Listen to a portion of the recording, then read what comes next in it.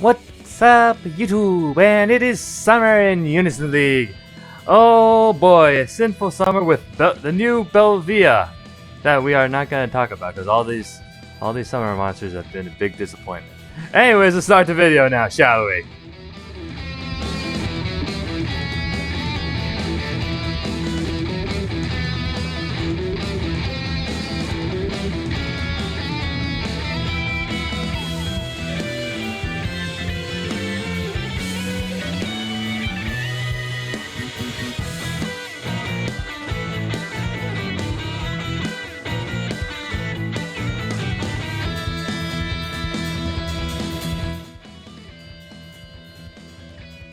Kicking off right after the collab, we have the Unison League Summer Festival, which I wouldn't say is all that special. There's obviously daily rewards, you can get a lot of gems, and apparently a lot of keys. For some odd reason, they decided to give us a lot of keys. But besides that, for all newcomers who came in during the collab, oh boy, we still have the 700 more EXP proficiency in gold. So that will allow you to at least help yourself level up all the way to 240 if you want to do that.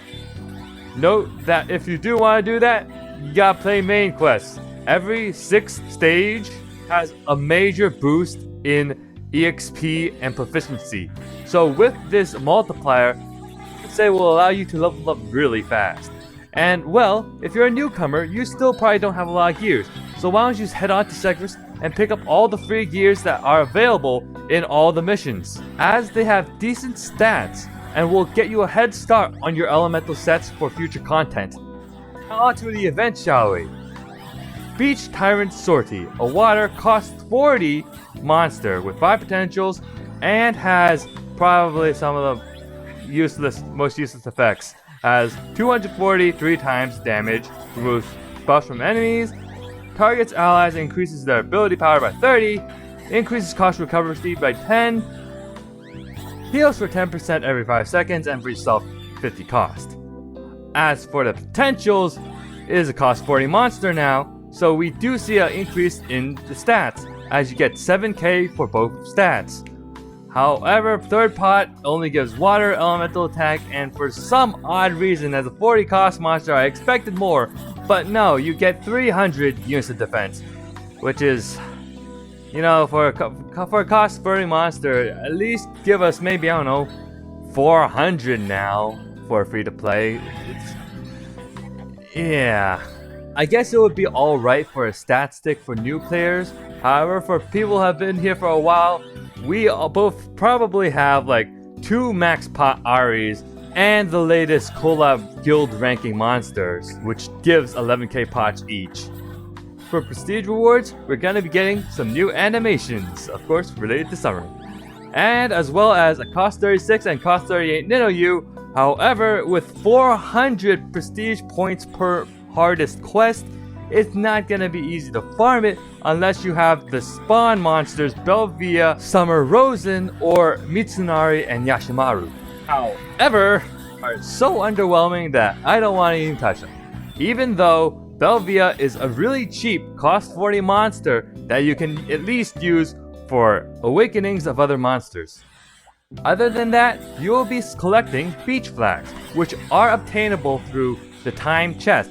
So in other words, bring your treasure hunters, everyone, especially with Mind of Clover, as the first round only gives you 3 monsters to get your units into 100 before the second wave, in which Bastet and Apollo spam moves, mostly Bastet, spam moves that will either hinder your unison gauge gain, reduce it, or just prevent you from unisoning, in addition to other status effects. You can use these beach flags to exchange for Sortie Scroll, or for the better option, featured weapons and defense gear, as there are cost 36 weapons and cost 37 defense gears. Defense gears not being all that special. However, the weapons, if you don't have a lot of water element yet, they do come with Seal XL skills. A really good procs to have even to this day. Not to mention that there's also dual blades, so for those who want to play free to play ninja, here's a cheap but decent option.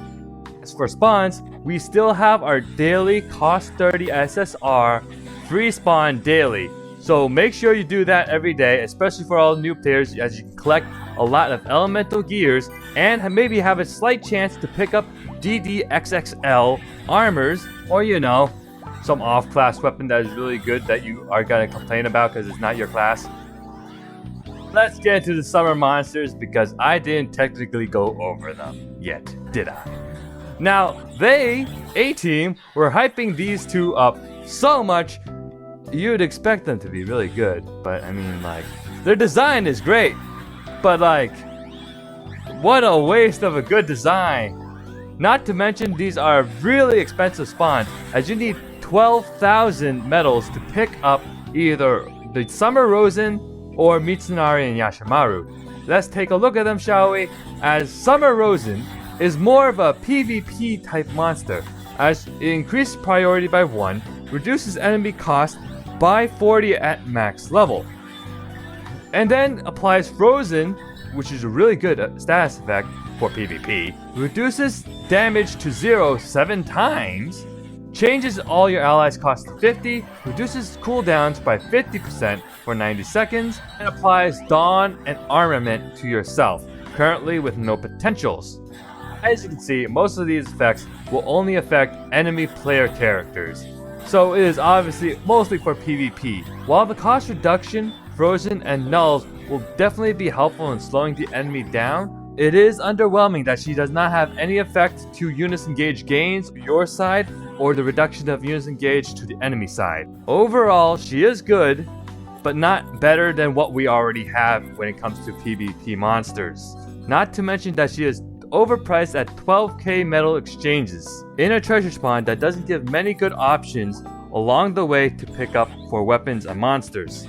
At best, you would get mermaid gears for your water elemental sets, which I would not even use because their skills are absolutely horrible, and Summer Kenshin and Summer Haruhime, which I would say are decent.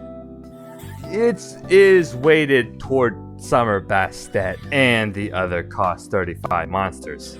Another PvP monster, Mitsunari and Yashamaru, 300 damage piercing, with ability of beguilement to the enemy side, with Scorching, reducing the enemy usage gauge by 30 and recovers all costs by 50, while also applying Twilight to self. Once again, they aren't that great. If you want your husbandos, alright, but the worst option of the two. And lastly, Simple Summer Belvia, a step-up spawn which guarantees her at the last step, so 155 gems for a guaranteed cost 40 monster, with the 50% chance of getting her in the 4th step as well. So this is a really easy option to get cost 40 fodder for your other cost 40 monsters. However, that being only useful if you have cost 40 monsters that you want the potential that aren't self or Nino-U only. As her skills are really bad, 300 damage 10 times at random, slumber for 30 seconds, fixed damage to 0 1 time, increases Unison gauge gains by 2, 50% elevation for 90 seconds, and blessing for 90 seconds. With the potentials of 10k, recovers 50 cost, another 10k, and 500.